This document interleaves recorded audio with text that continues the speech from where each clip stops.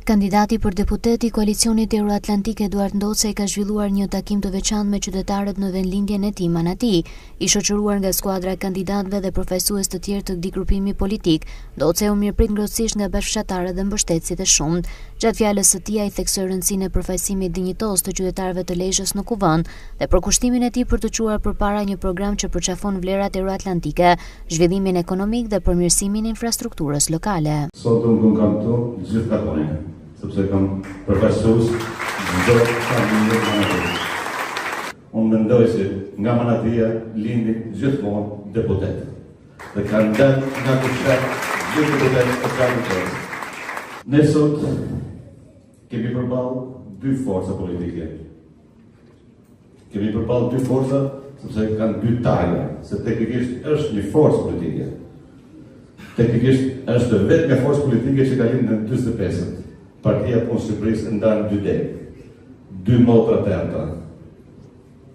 Sot Berisha, siç e quajnë kryeministri Rama, bufi Kmetës, do në vërtet është tillë, dhe unë desha ta falenderoj publikisht zotin Berisha se ma hoqi një noftë me pjesën, po e them, një mund të heshte për babën ishte e jashtëzakonshme se një kryeministër, një president për figurën më të lartë të një institucioni fetare më të lartë përdor një gafë të tillë. Por nuk është e para herë që ai bën gafë, ai ka bërë me qindra.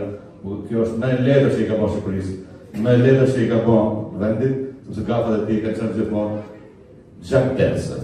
Kryeministri i Shqipërisë u thot fëmijëve, shkoni më shihni mua nudë.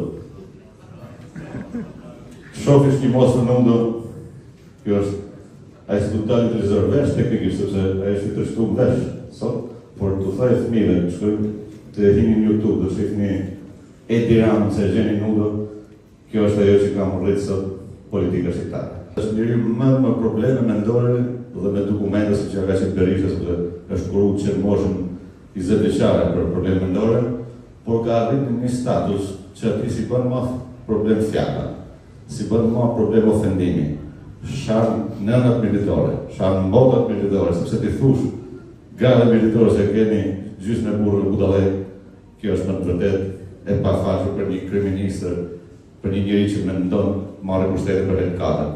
Por jam plotësisht i bindur se vota juaj është në të vërtetë me datën 11 maj kundër këtij ndryshe.